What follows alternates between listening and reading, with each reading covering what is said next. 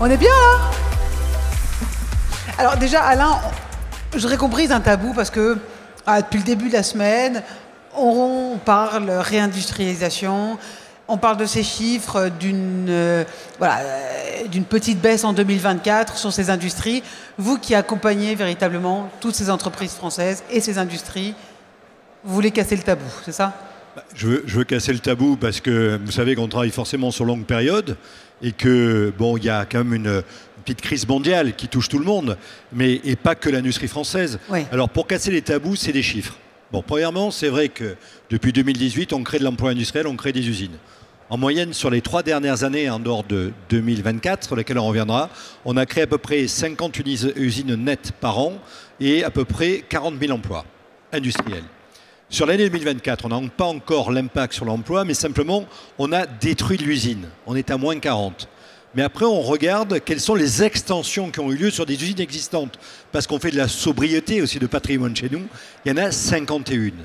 Donc il y a 51 extensions voilà. qui en fait pourraient compenser les 40 pertes. Donc si vous voulez, ne soyons pas trop négatifs envers nous-mêmes. Il y a une grande révolution industrielle qu'on a mis en place. On a un trou d'air sur 2024, peut-être un peu 2025, mais il y a encore les fondamentaux. Voilà, il ne faut rien lâcher. Et donc vous vous dites que tout n'est pas perdu justement, et c'est ça qui est important. Non, mais on va gagner.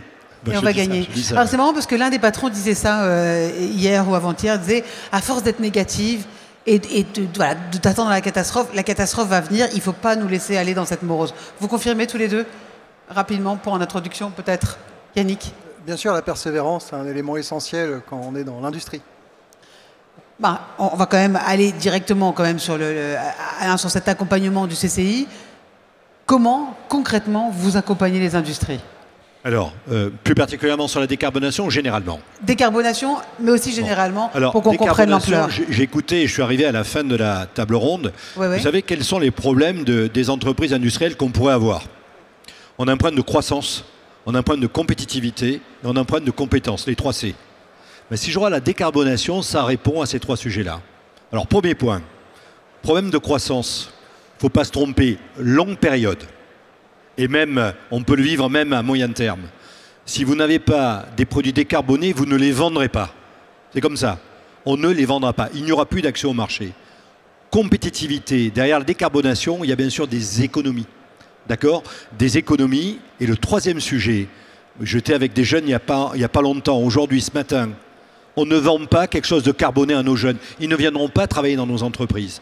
Donc, le défi de la décarbonation, au fond, c'est le défi de la croissance, de la compétitivité et des compétences. Alors, une fois qu'on s'est dit ça, vous comprenez que c'est majeur. Et on passera, l'industrie sera décarbonée ou ne sera pas. Et donc, c'est notre première priorité en termes d'accompagnement, la décarbonation de notre économie et de l'industrie. C'est à peu près 180 000 entreprises que nous voyons chaque année et sur lesquelles nous faisons de la sensibilisation. Et à peu près entre 20 et 30 000 entreprises qu'on accompagne sur des programmes qui peuvent durer d'1 semaine à plusieurs semaines pour les amener à se transformer. D'accord. Et ça donne lieu à de la compétitivité, à de la croissance et bien sûr à de l'embauche. Oui, et forcément du gain. Au-delà de ce sens qu'on peut donner notamment sur l'embauche, peut-être que Yannick, vous qui faites du panneau solaire, et vous êtes justement forcément dans cette décarbonation, c'est aussi une garantie de qualité, notamment par rapport à la concurrence chinoise. Tout à l'heure, on disait que dans les panneaux solaires notamment, 97% du marché est chinois. Comment vous positionnez en tant que Français? Alors, on se positionne déjà avec une approche différenciante. C'est-à-dire qu'on va sortir, on a un panneau léger, 5 kg au mètre carré, 60% plus léger, qui est destiné à s'appliquer justement à un secteur spécifique, qui est les grandes toitures de bâtiments. Et donc ce qu'on veut, c'est décarboner le bâtiment, coupler ces solutions photovoltaïques avec des travaux d'isolation notamment, pour améliorer la performance énergétique du bâtiment et faire en sorte que le bâtiment puisse devenir producteur d'énergie, en lien aussi avec le développement d'autoconsommation individuelle et collective. Donc on a une innovation qui vient du CEA, qui est brevetée, et qui est française, avant tout, qu'on industrialise, parce qu'on a aujourd'hui une des plus grandes usines en France, 350 000 panneaux par an de capacité, qui est située en Auvergne-Rhône-Alpes, sur la commune du Chélat en Isère.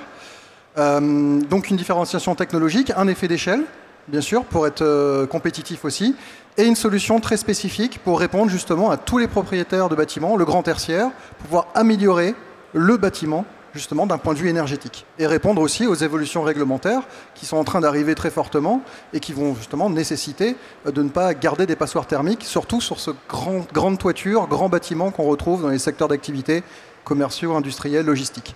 C'est ça, c'est cette innovation, c'est ça qui nous distingue, vous qui forcément êtes aussi dans le monde entier, quand vous allez, Alain, porter les entreprises. Cette spécificité française, ce savoir-faire, cette innovation en permanence, c'est ce qui nous distingue? C'est ce qui nous distingue. On est un pays de grande innovation et on est un pays de grande... on a une histoire industrielle forte. Malheureusement, on l'a oublié pendant 50 ans. Bon, on peut se tromper.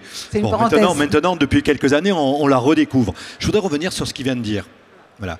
Parce que si on lit les médias, je ne sais rien contre les journalistes, on dit les panneaux solaires, c'est fini, les Chinois ont tout récupéré. Ils ont quand même 97%. Oui, mais alors maintenant, on se parle. Ah, pardon. Lui, qu'est-ce qu'il apporte? Oui. Et on parlait juste en se faisant maquiller, parce qu'on a eu droit au petit blush. Donc, qu'est-ce qu'il apporte? Il apporte quelque chose qui n'existe pas sur les panneaux chinois.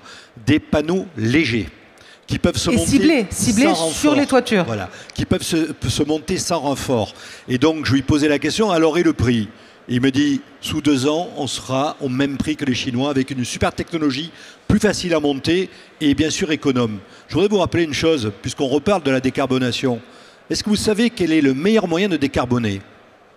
Un quiz, là. Ben, c'est de produire chez nous. La décarbonation passe par la production chez nous. Parce qu'il est clair que si vous produisez à l'extérieur de nos frontières, vous avez un coût d'approvisionnement qui est important en termes d'empreinte carbone. Et puis, vos produits ne sont pas forcément décarbonés. Donc, la décarbonation, ça passe par de la production chez nous et par de l'innovation. Pourquoi? Parce qu'il faut se démarquer. Et on a un bon exemple de ce qui se vend. Et c'est ça que je vends, moi, au niveau français. Je vends 2 choses. Je vends des technologies, je vends du temps et je vends de la citoyenneté. Parce que si on veut garder un pays comme le nôtre, si on en a marre d'avoir des manques de produits industriels comme des produits ou des produits pharmaceutiques, ben, il faut faire un petit effort, les amis. Il faut produire chez nous. Il faut accepter que pendant une courte période, ça coûte un peu plus cher. Voilà. Moi, la réindustrialisation, j'y crois, mais elle sera forcément décarbonée. Et au niveau européen, quand on parle européen, parce que maintenant, quelqu'un disait, quand on met le drapeau français, il faut mettre le drapeau européen, et de facto, et a fortiori même en ce moment. Comment on fait? Mais écoutez, moi je suis d'accord. Donc on a bien compris que cette Europe aujourd'hui, qui est toujours en construction quand même, hein, on peut se le dire. Bon, parce que moi je veux une Europe qui soit une Europe sociale, qui soit une Europe fiscale, qui soit une Europe commerciale. Vous voyez ce que je veux dire? On ne peut pas avoir autant de différences. Mais bon, on a compris.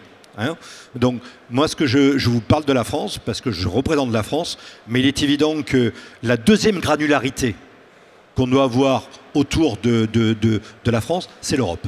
Et donc, on a tout intérêt aujourd'hui à avoir une Europe compétitive, une Europe complémentaire. C'est ça qui est important.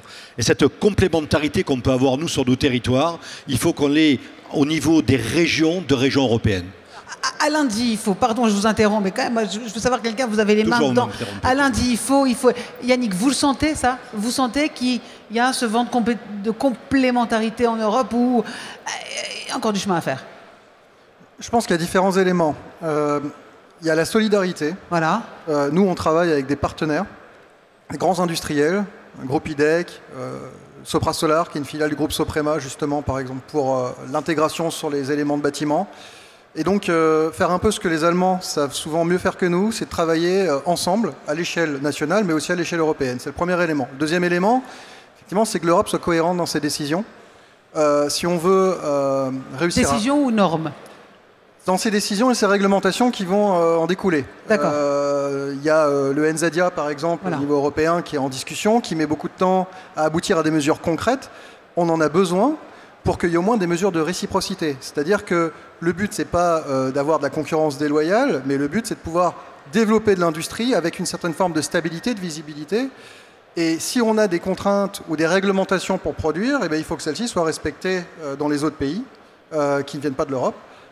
Pour pouvoir au moins combattre à un niveau d'équilibre. Donc, si je prends l'exemple du photovoltaïque, il n'y a pas de fatalité. À partir du moment où on est à l'échelle industrielle, la différence de coût de production avec la Chine est extrêmement faible et totalement absorbable à l'échelle d'un système photovoltaïque raccordé posé.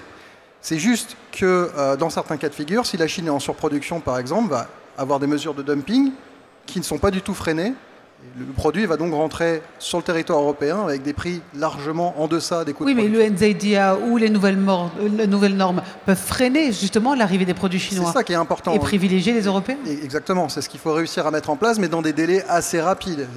Il y a quand même une inertie qui reste aujourd'hui. C'est encore long. Alain, trop long ? Oui, bien sûr, trop long, parce que, si vous voulez, n'oubliez pas qu'on a aussi un problème de compétitivité court terme. D'accord ?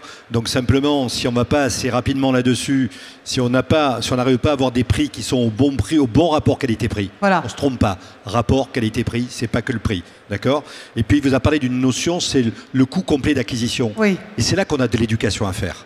Parce que son panneau à lui, s'il coûte un peu plus cher, mais que sa fixation, je ne dis pas que ça coûte plus cher, hein, donc, et que sa fixation ne coûte pas cher et la mise en œuvre est moins chère et que la durée du produit est supérieure, ça coûte moins cher in fine dans la globalité du cycle de vie du produit. Donc il faut repenser, une pédagogie. On a toute une éducation à faire. Voilà. Et puis on a quelque chose qu'on ne fait pas assez, que font bien les Allemands, et donc c'est le networking entre nous. Moi, je passe mon temps à expliquer qu'à quelques encablures des entreprises et donneurs d'ordre, il existe des sous-traitants qui sont capables de répondre à leurs besoins. On a créé une base de données qui s'appelle CCI Business. Et donc, je travaille avec EDF, je travaille avec GRDF, avec la SNCF. Et on dit, voilà, vous avez un appel d'offres, vous le mettez là, on vous fait découvrir des sous-traitants qui sont à côté de chez vous. Donc, oui, parce que vous, pas sur la décarbonation, mais CCI, vous avez travaillé pour l'international aussi. Enfin, vous collaborez, c'est ça, Yannick ? Bien sûr, nous sommes accompagnés. Et la problématique de poids sur les grands bâtiments ne s'arrête pas qu'en France. Elle existe partout dans le monde. Donc, oui, mais ce que dit Alain, le réseau. Le réseau. Mais vous sentez qu'il faut qu'il se dynamise un peu plus ? C'est essentiel. Le réseau entre les entrepreneurs. Il est déjà dynamique. Hein. Il y a déjà beaucoup de choses qui existent pour pouvoir créer le réseau. Mais après, il faut continuer, bien sûr, à conserver cet élan. C'est ça l'avenir, Alain, pour le mot de la fin ? De quoi la décarbonation, bien sûr. Décarbonation et puis réseau pour aller plus vite. C'est l'avenir de notre planète, c'est l'avenir de notre industrie. Et le réseau, c'est quoi, les amis ? Parce qu'au fond, les affaires, c'est quoi ? C'est des femmes et des hommes. C'est pas vous que je vais le dire. Et donc, il faut qu'on puisse mettre en connexion ces femmes et des hommes. Alors, c'est forcément l'avenir. En tout cas, c'est là-dessus qu'on s'attelle beaucoup au niveau des chambres de commerce aussi. Accompagnement individuel, accompagnement collectif. Parce qu'ensemble, on va plus loin. Merci beaucoup. On peut les applaudir.